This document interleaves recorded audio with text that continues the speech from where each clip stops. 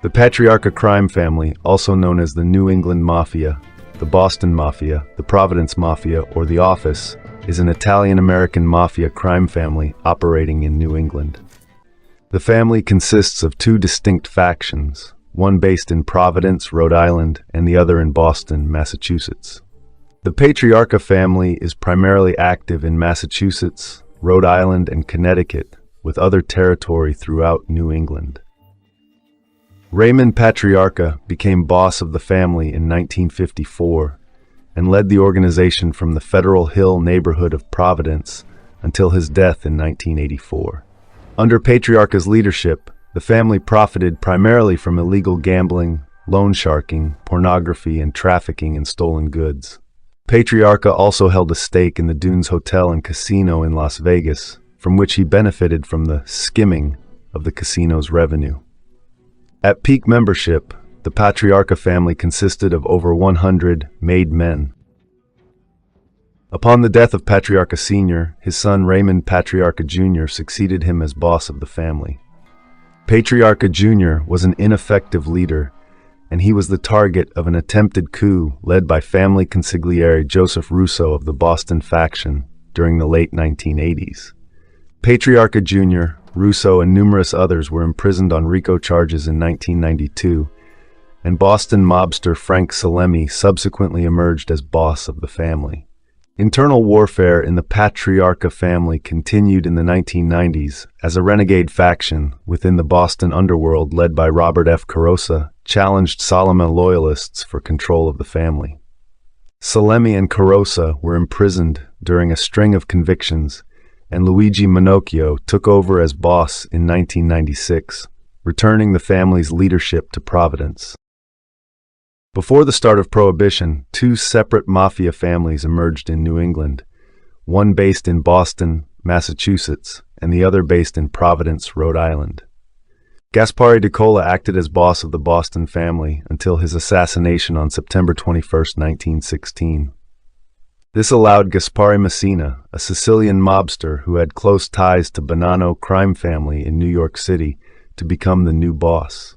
Meanwhile, the Providence family formed in 1917 under Frank Morelli, who went on to control bootlegging and illegal gambling operations in both Providence and Connecticut. In 1924, Messina stepped down as boss of the Boston family, assuming a businessman's role while working with Frank Cucciara and Paolo Pagnotta from a grocery store on Prince Street in the North End. A power struggle ensued within the Boston mob as rival gangs fought for illegal gambling, bootlegging, loan sharking, and rackets. East Boston mobster Filippo Bucola emerged as the boss of the Boston family. In December 1930 or early 1931, a mafia meeting was held in which Messina was elected the temporary capo dei capi of the wider American mafia. He retired from mafia affairs in the early 1930s and died at his home in Somerville, Massachusetts, in June 1957. During the early 1930s, Bucola battled other ethnic gangs for territory in Boston, along with his underboss Joseph Lombardo, another mobster from the North End. In December 1931, Lombardo arranged the murder of Frank Wallace, the boss of South Boston's Irish Guston gang. Morelli would eventually merge his Providence family with Bucola's Boston family, forming the New England crime family. Bucola ruled as boss of the combined family from East Boston as he continued to fatally dispatch his competition. After the murder of Jewish mob boss Charles King Solomon at Bucola's command, Bucola became the most powerful gangster in Boston. On April 27, 1952, Bucola held a party in Johnston, Rhode Island, to celebrate his retirement and Raymond Patriarca's ascension to boss of the family. He retired to Sicily in 1954, where he ran a chicken farm. He died in 1987 of natural causes at the age of 101. In 1956, Patriarca made drastic changes in the family, the biggest being the relocation of their base of operations to Providence, using the National Cigarette Service Company and Coinomatic Distributors, a vending machine and pinball business on Atwells Avenue, as a front organization. The business was known to family members as The Office. patriarcha was a strict and ruthless leader. He ran the family for decades and made it clear that other mafia organizations were not permitted to operate in New England. He was skilled at warding off police and maintaining a low profile, thus receiving little hindrance from law enforcement. The family ventured into new rackets such as pornography and narcotics, though mob informer Vincent Teresa insisted that patriarcha forbade the family to deal in drugs. During his reign as boss, patriarcha formed strong relationships with the New York-based Genovese and Colombo crime families, deciding that the Connecticut River would be the dividing line between their territory and his own. His longtime underboss, Enrico Tamelio, was also a member of New York's Bonanno family. Tamelio was a longtime participant in organized crime and is considered one of the founding fathers of the patriarcha family. In 1967, Tamelio, Raymond Patriarca, and Jerry Angiulo were charged with the murder of bookmaker Willie Marfio. Before the trial's conclusion, on March 12, 1965, Tamelio, Peter Limone, Louis Greco, Wilfred Roy French, Ronald Casesso, and Joe Salvati were indicted for the murder of hoodlum Edward Teddy Deegan. In 1968, all 6 men were found guilty of the Deegan murder in the Superior Court of Suffolk County, Massachusetts. Tamelio, Limone, Greco, and Casesso were sentenced to death by the state, with Salvati and French receiving life sentences. The death sentences were later reduced to life in prison, where Tamelio died in 1985. By 2000, Tamelio and the other defendants had been posthumously exonerated. Amid evidence they had been ensnared in a government frame-up and cover-up extending over 30 years. In 2007, a federal judge in Boston awarded damages of over $100 million to the families of the 4 men who were wrongly convicted in the 1965 Deegan murder. It was proven that Federal Bureau of Investigation, FBI agents Paul Rico, Dennis Condon, John Morris, and John Connolly withheld evidence of the defendants' innocence in order to protect FBI informants Vincent "Jimmy the Bear" Flemmi and Joseph Barboza. Out of this settlement, $13 million went to the estate of Enrico Tamelio, specifically his son, Saverio, as administrator of the Tamelio estate, and Tamelio's wife, Jeanette. The New England family controlled organized crime in Boston and Worcester, Massachusetts, where Genovese captain Carlo Mastrotaro reigned as local boss for half a century, while the Genovese family controlled organized crime in Hartford, Connecticut, Springfield, Massachusetts, and Albany, New York. During his reign as the boss of New England organized crime, Raymond Patriarca formed strong relationships with the New York City families, particularly the Colombos. Patriarca worked with the Genovese family and decided that dividing line between the New York families and his family would be the Connecticut River. The New England crime family would control organized crime in Worcester, which the Genovese family wound up holding as a fiefdom, and Boston, as well as the state of Maine. Mastrotaro took over from Frankie Acconi, the boss of Worcester's organized crime scene since Prohibition days, after he ran afoul of the Kefauver Committee investigating organized crime. Iaccone's testimony before the committee in 1950 led to committee chairman Estes Kefauver to have Iaccone's tax returns examined, which led to an Internal Revenue Service investigation of Iacone. As a result of his criminal activities, Mastrotaro was arrested and convicted of gambling, racketeering, and wire fraud, among other charges. In 1971, he was convicted of abetting the transporting of stolen U.S. Treasury bills on the testimony of Vincent Big Vinny Teresa, a Patriarca family associate. Teresa testified against Mastrotaro in return for a lighter sentence and a place in the Federal Witness Protection Program. In Vinny's autobiography, My Life in the Mafia, Mastrotaro was described as the boss of Worcester and the 4th most powerful crime boss in New England. Teresa linked Mastrotaro to Meyer Lansky and gambling in pre-Castro Cuba. Teresa wrote about Mastrotaro's character. "He was as honest as they come in the mob when you dealt with him," he wrote. "If you had a cent and half coming from him, it didn't make a bit of difference if you didn't show up to collect for 6 months. When you got there, the money was there waiting for you. In 1980, Mastrotaro was the co-owner of a pornographic bookstore in Worcester with Gennaro Jerry Angiulo, the Boston-based underboss of the patriarcha family. In November of that year, he decided to launch a competing business. Mastrotaro had permission from New York, but he did not consult Angiulo or Thomas A. Palladino, the manager of the first store, United Books. The new store, Green Street News and Smoke Shop, was managed by a man with ties to the Gambino crime family, which supplied the store with pornography. The new store led to a bitter dispute with Angiulo and sent shockwaves through the New England criminal underground. Mastrotaro had violated the rule by which a competing family had to get the permission of the family that controlled the territory, in this case the patriarchas, before going into business. At the time of the dispute, Worcester County District Attorney John Conte, in league with federal and state law enforcement officials, had launched Operation Big League against Mastrotaro and other organized crime figures in Worcester. Starting in October 1980, the investigation used electronic surveillance to get the goods on the gangsters. The dispute had to be mediated at the top levels of the three families. After Mastrotaro was indicted under the Racketeer Influenced and Corrupt Organizations Act in 1981, the Green Street Porn Shop was shuttered in December. One of 44 defendants, Mastrotaro was hit with multiple charges, including running an illegal gambling ring and the theft of $45,000 worth of pornographic videos. His other confederates were charged with narcotics trafficking. Mastrotaro pleaded guilty to some of the charges and was sentenced to 18 months imprisonment. Released from prison, he was convicted of fraud in 1984 for participating in a travel scam that defrauded customers of $1 million and was sentenced to 3 years in jail.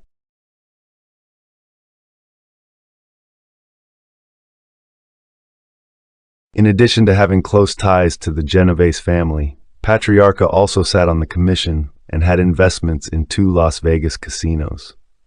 Another of his underbosses, Gennaro Jerry Angiulo, was involved in the numbers racket in Boston and was shaken down by rival mobsters because he was not a MAID member.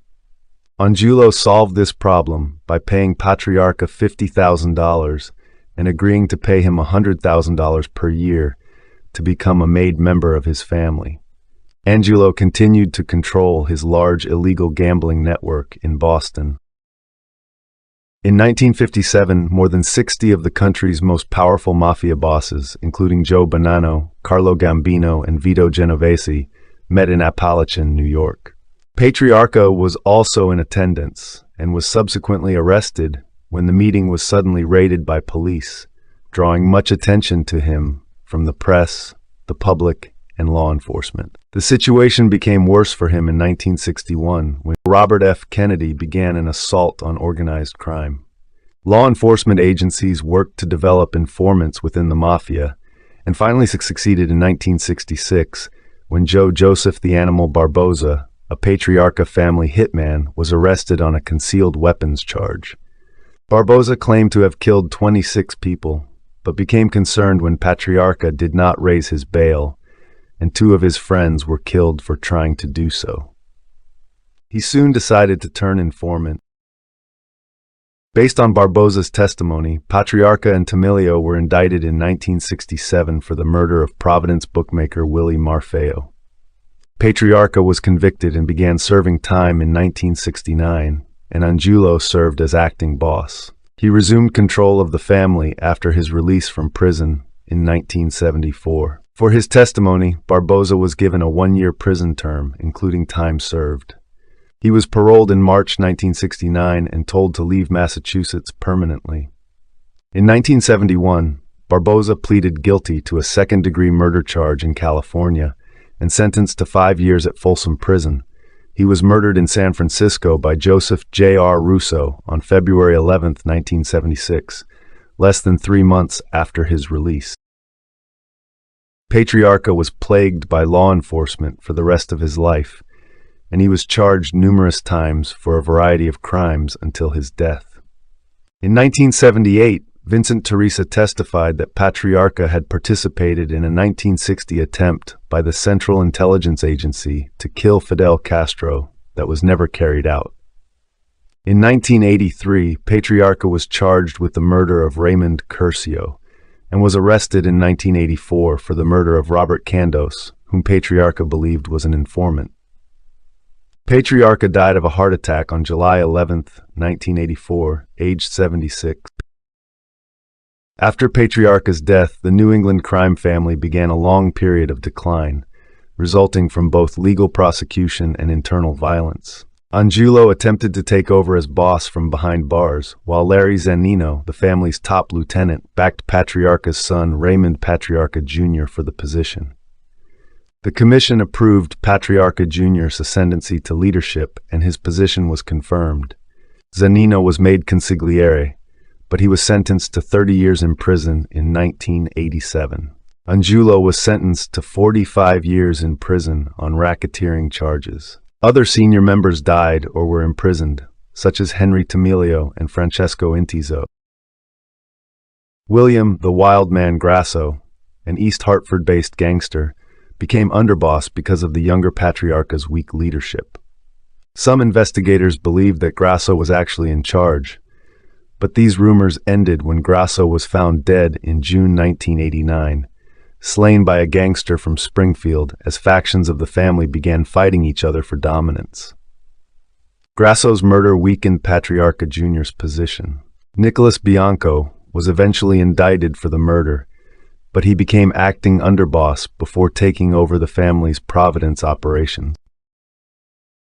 On March 26, 1990, Patriarca Jr. and 20 other family members and associates were indicted on charges of racketeering, extortion, narcotics, gambling, and murder. The indictments included underboss Bianco, consigliere Joseph Russo, and lieutenants Biagio Di Giacomo, Vincent Ferrara, Matthew Guglielmetti, Joseph A. Tiberi Sr., Dennis Lepore, Gaetano Milano, Jack Johns, John Sonny Castagna, Louis Foglia, Frank and Louis Pugliono, Frank Colantoni, and Robert Carrozza. The arrests were described as the most sweeping attack ever launched on a single organized crime family.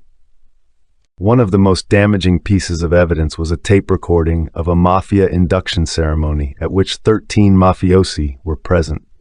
Because of this embarrassment, Patriarca was replaced as boss by Bianco, who maintained a very low profile. However, Bianco was sentenced to 11 years in prison in 1991, while 8 other family members were convicted on racketeer-influenced and corrupt Organizations Act charges. Bianco died in prison in 1994.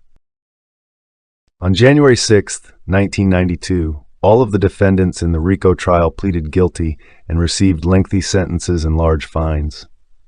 Patriarca Jr. was sentenced to 8 years in prison in June of 1992 after pleading guilty to racketeering charges. In 1993, 26 others were indicted and convicted for running a bookmaking operation. Salem was indicted in January of 1995, along with Stephen Flemmi and James Whitey Bulger on extortion and racketeering charges, and Salemi discovered through court documents that his close allies Flemmi and Bulger were longtime FBI informants. Bulger's friend, FBI agent John Connolly, let him run his criminal operations with impunity for informing on the Patriarca family. After Salemi was imprisoned, a renegade faction led by Robert F. Carrozza, Anthony Ciampi, Stephen Foy, and Michael P. Romano Sr. waged war on the Salemi faction. On April 3, 1996, 63-year-old Richard Vinny the Pig DeVincent was shot and killed in Medford, Massachusetts, after refusing to pay street tax from Salemi loyalists. In April 1997, the FBI indicted 15 members of the renegade faction, including Carrozza, Ciampi, Romano, and others. The grand jury testimony that resulted in the indictments was dominated by Sean Thomas Coate, who was the first of 4 indicted members to turn state's evidence. The jury ultimately acquitted the defendants of most charges, but was deadlocked on murder and racketeering charges. Following Salemi's indictment, Providence family member Luigi Baby Shax Minocchio took control of the family. Several of the defendants changed their pleas to guilty during a second trial, including Sciampi and Eugene Rita. Salem pleaded guilty to racketeering charges on December 9, 1999, and was sentenced to 11 years in prison. In early 2001, Salem agreed to testify against Flemmi and Whitey Bulger.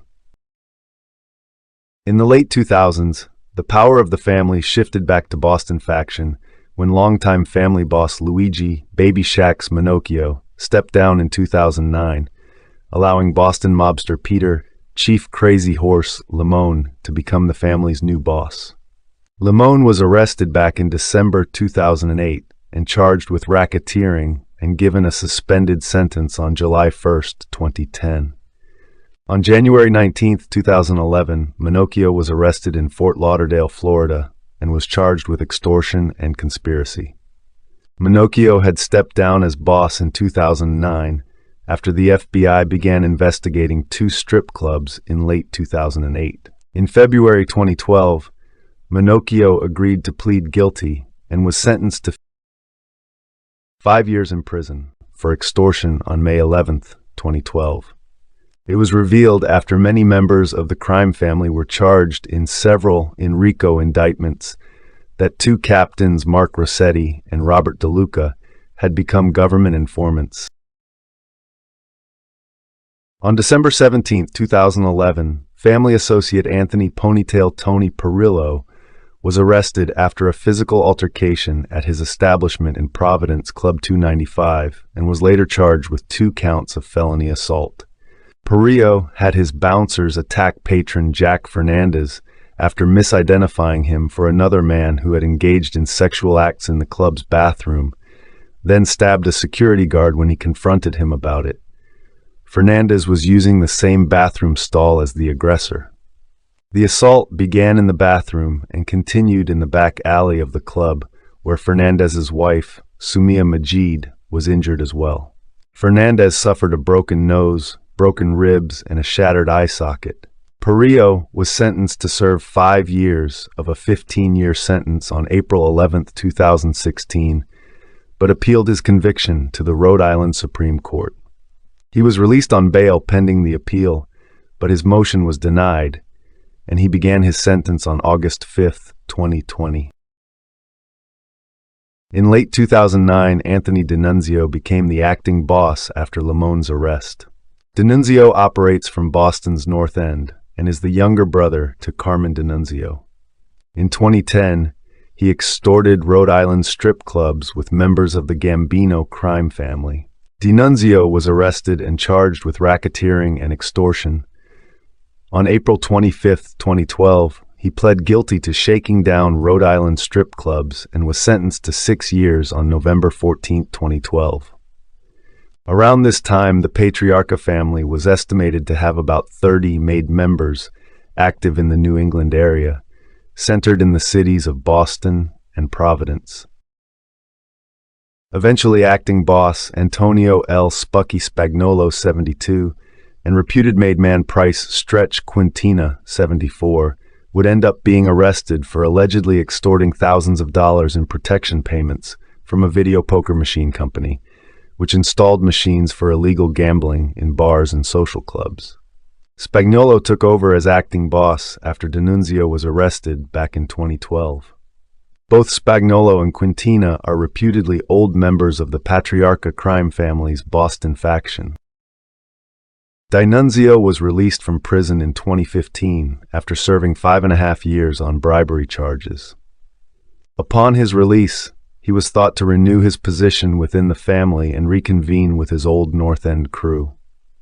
He reportedly inducted his nephew, Luis Baby Cheese D'Annunzio, and 2 other members of his crew, Johnny Scarpelli and Salvatore Tea Party Tor Marino, into the family during a ceremony held in the basement of a North End restaurant and attended by Limone, acting boss Anthony Spucky Spagnolo, and Providence capo Matthew Good-Looking Matty Guglielmetti. At that same event, D'Annunzio promoted his bodyguard Gregory Fat Boy Costa to captain of the North End crew.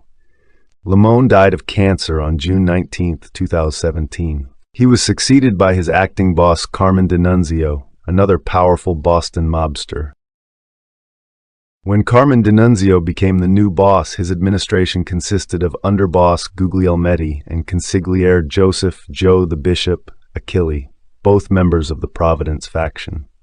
On August 7, 2018, Achille died. In 2020, Guglielmetti relinquished the position of underboss to Eddie Lotto because of health concerns and regained the rank of captain. On July 18, 2022, former boxer and actor Dino Guilmette was arrested on drug trafficking charges in Cranston, Rhode Island. He had been the target of a 2-year investigation by the Rhode Island State Police into the sale of cocaine and lorazepam, which he reportedly engaged in September and November 2021. According to a state police affidavit, Guilmette has ties to the New England mafia and dealt in narcotics trafficking under the authorization of Guglielmetti. Several evidence files in the case were taken from surveillance records of the Toscan Social Club, an organized crime meeting place for which Guilmette was vice president. Matthew Guglielmetti is a second-generation gangster who began his documented criminal career in 1984 when he and his father, Matthew L. Guglielmetti Sr., were arrested for hijacking a truckload of Canadian whiskey. However, the case was later dropped. In 1989, while the patriarcha family was in the midst of an internal factional war, Guglielmetti came to the attention of law enforcement authorities when it was discovered that he had attempted to act as a peace broker. In return for his efforts, he inherited the rackets previously overseen by the murdered underboss William Grasso. On October 20, 1989, Guglielmetti was recorded by the Federal Bureau of Investigation, FBI, while the patriarcha family conducted a mafia induction ceremony in Medford, Massachusetts. As a result, Guglielmetti ended up doing nearly 5 years at Federal Correctional Institution Sandstone in Sandstone, Minnesota, during the 1990s, after pleading guilty to federal racketeering charges in Hartford, Connecticut. After his release, he resumed his criminal activities and soon presided over gambling and loan sharking for the patriarcha family. In April 2002, the FBI launched a probe into the Rhode Island construction industry. As part of the investigation, they created a fake company called Hemphill Construction in Johnston, Rhode Island. At the time, Guglielmetti served as steward for Laborers International Union of North America Local 271. After Hemphill opened, an undercover FBI agent met with Guglielmetti and offered him the chance to buy into the company.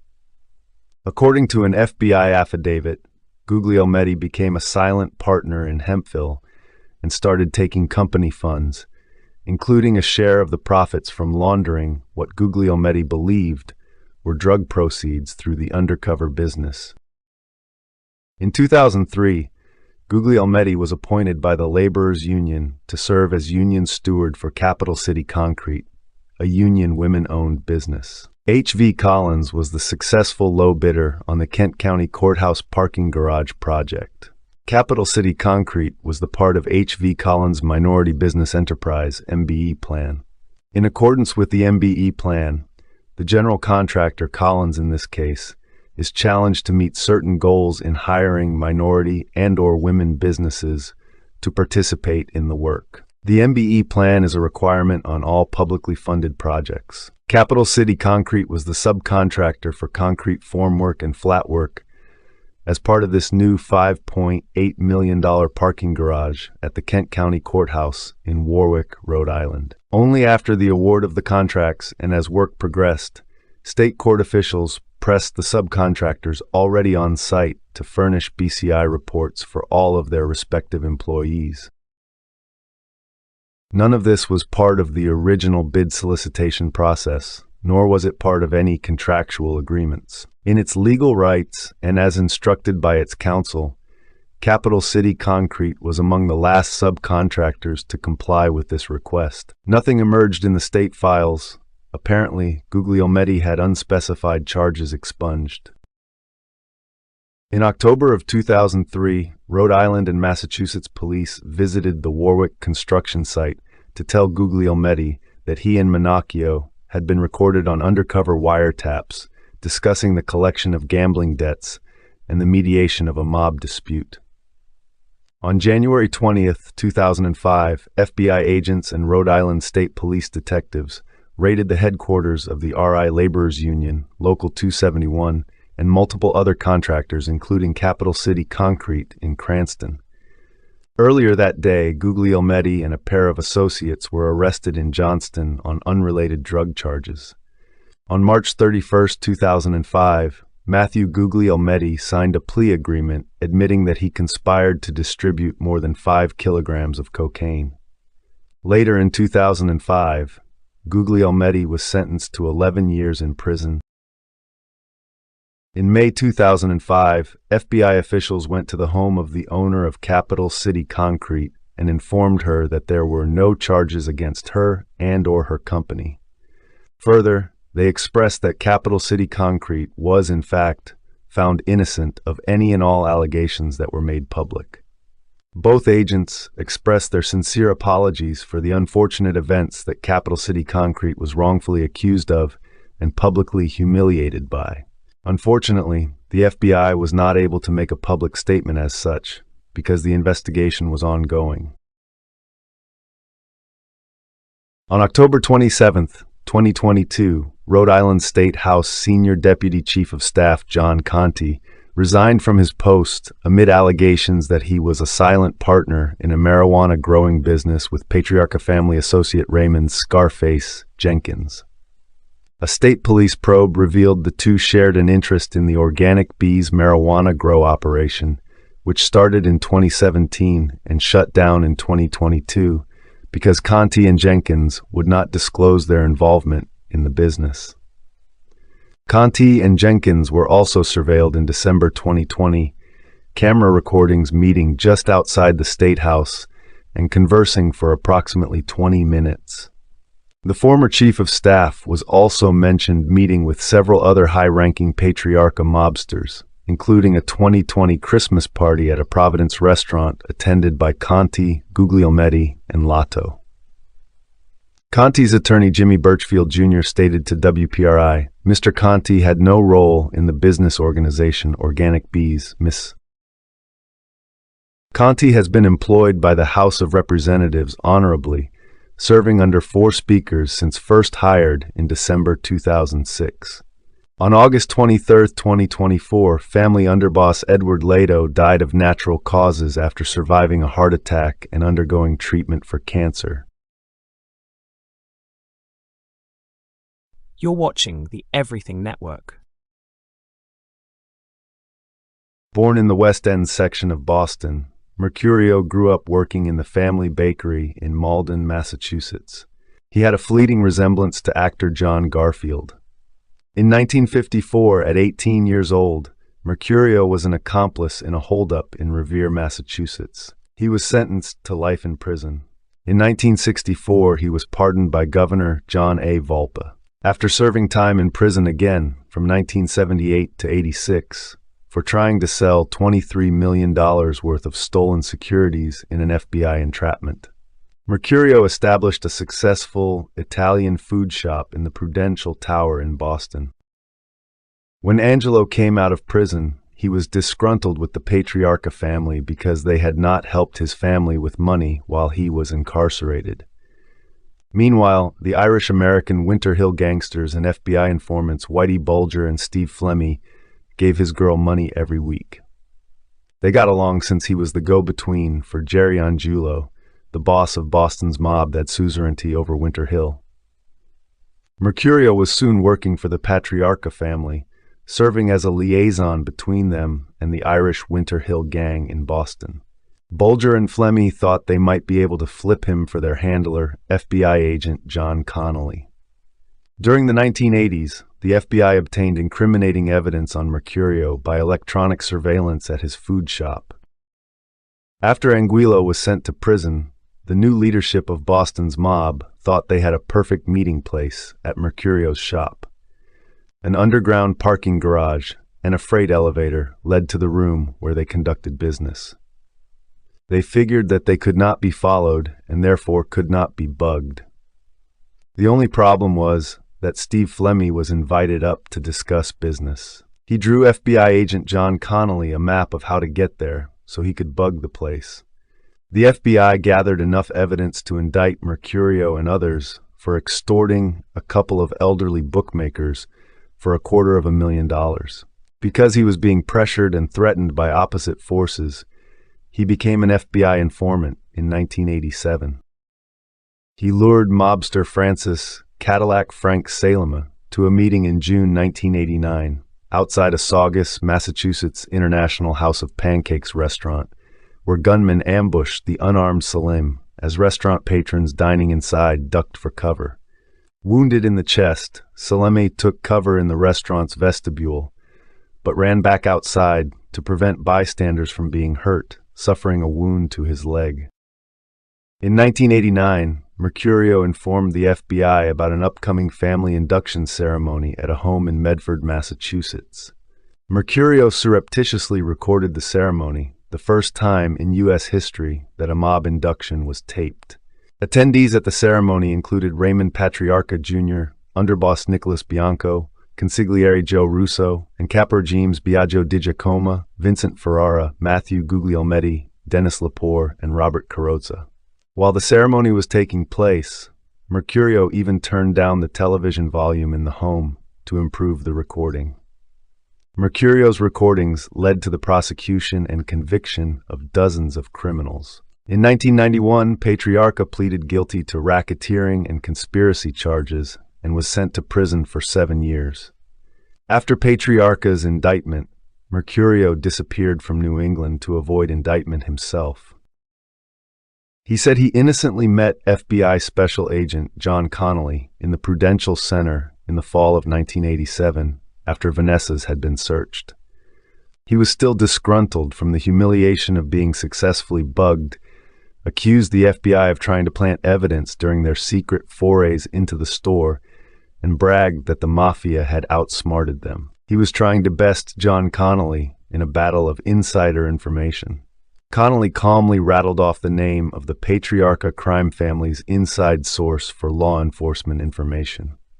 Angelo had unknowingly confirmed that the Patriarca crime family had a law enforcement source, and he knew what it meant if the FBI exposed his top echelon informant status.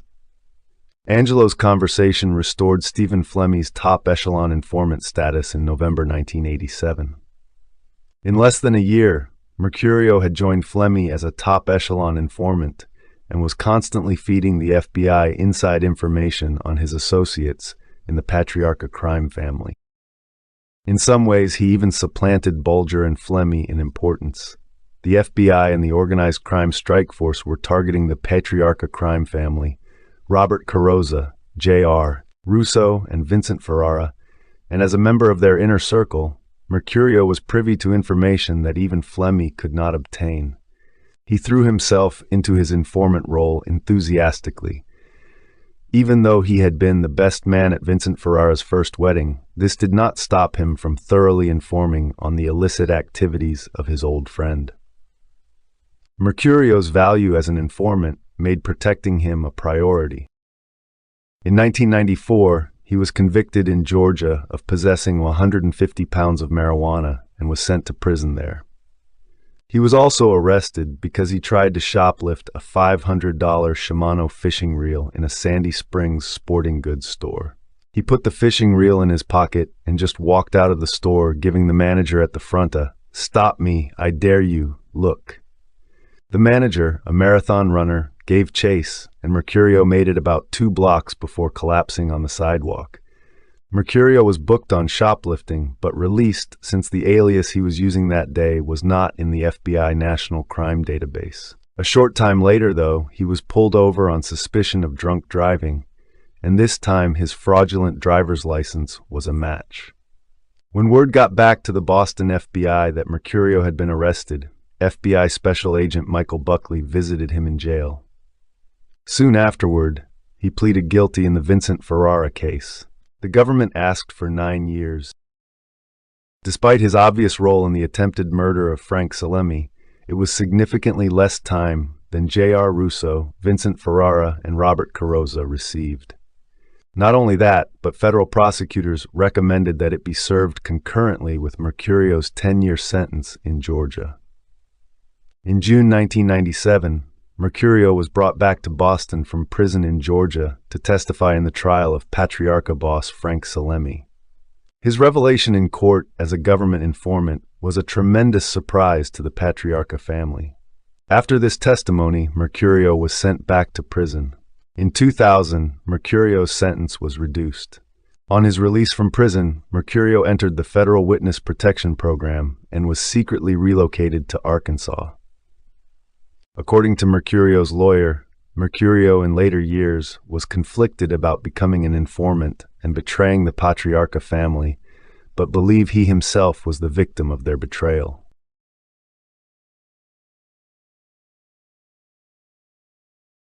The Winter Hill Gang was a loose confederation of organized crime figures in the Boston, Massachusetts area. It was generally considered an Irish mob organization, with most gang members and the leadership consisting predominantly of Irish Americans, though some notable members, such as Johnny Martorano, are of Italian-American descent.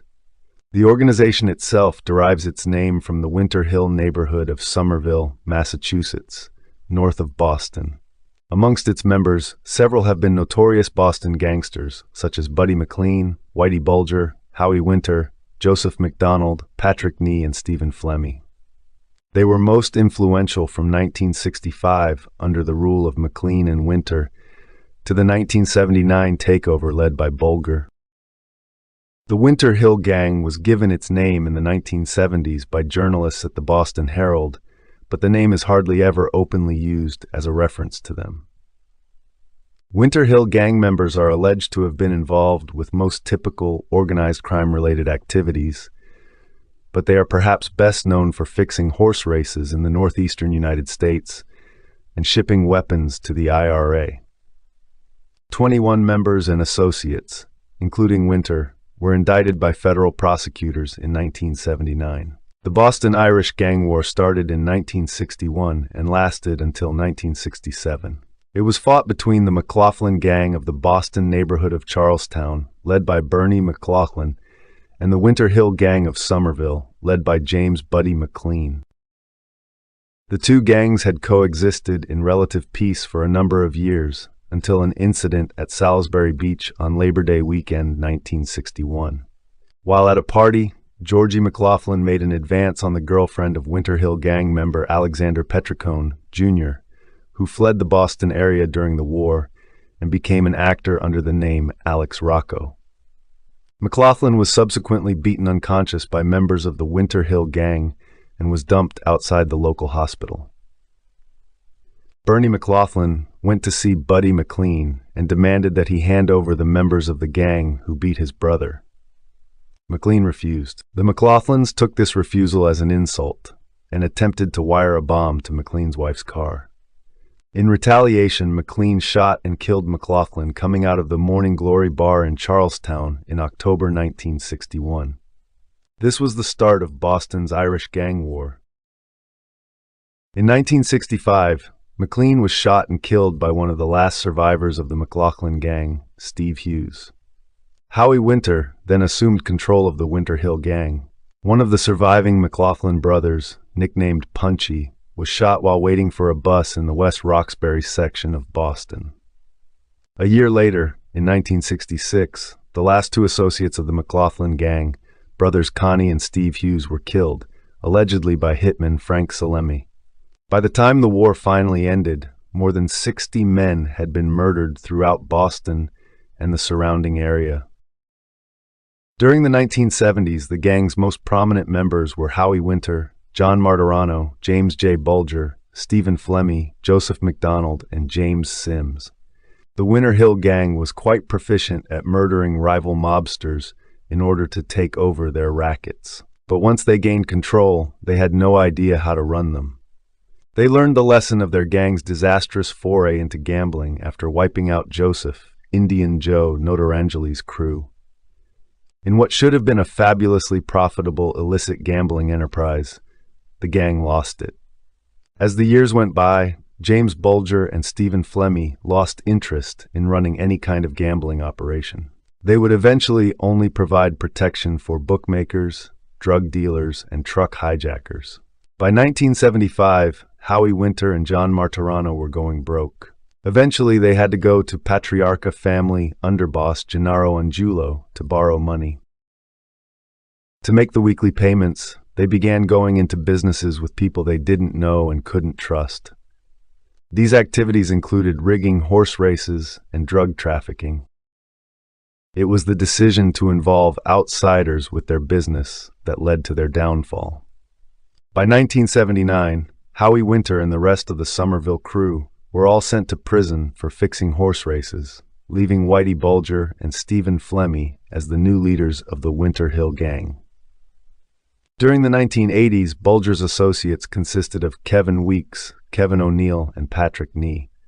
By 1991, even as James J. Bulger's criminal career was winding down, he remained the undisputed mob boss. His criminal associate, Kevin Weeks, was not considered a threat, and neither were Jim Mulvey, Billy Shea, John Shea, Tim Connolly, Pat Linsky, Eddie McKenzie, Paul Policat Moore, John Cherry, and even Bulger, even though he suspected him of being an FBI informant. Boston journalist Howie Carr commented, "They hadn't really been gangsters so much as been ex-boxers and barroom brawlers who had become cocaine dealers." One problem that arose with the gang was that they enjoyed partaking in their own vices. Like their customers, they spent afternoons in the fall drinking beer and watching professional football on television, often doubling up wagers on late West Coast games as they desperately tried to break even and chased their losses. Despite the above unsubstantiated claims of the gang's apparent inability to successfully run organized crime rackets, Bulger generated well over $25 million in racketeering proceeds alone throughout his criminal career, according to paperwork filed in federal court. The Winter Hill Gang played a role in the Irish Republican Army's paramilitary actions in the late 20th century.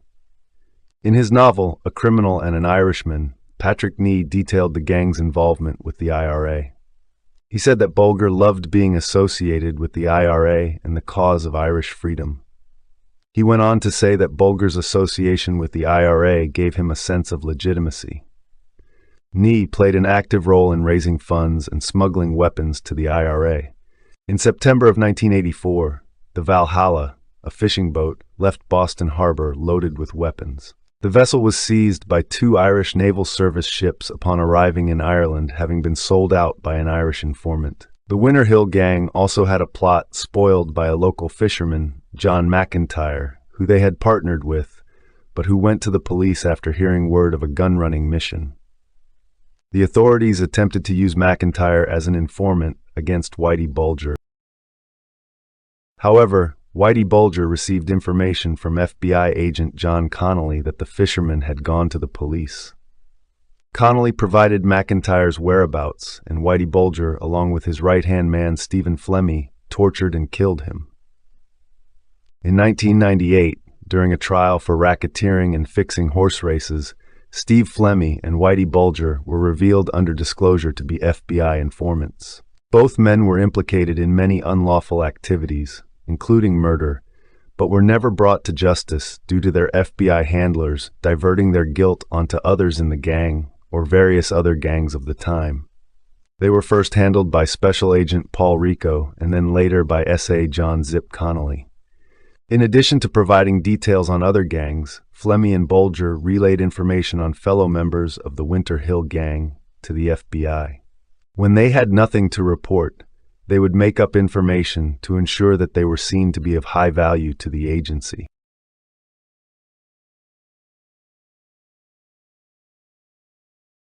If you haven't already, please take a second to subscribe to the channel, and also don't forget to click on the notification bell so you'll be up to date on all videos released from the Everything Network.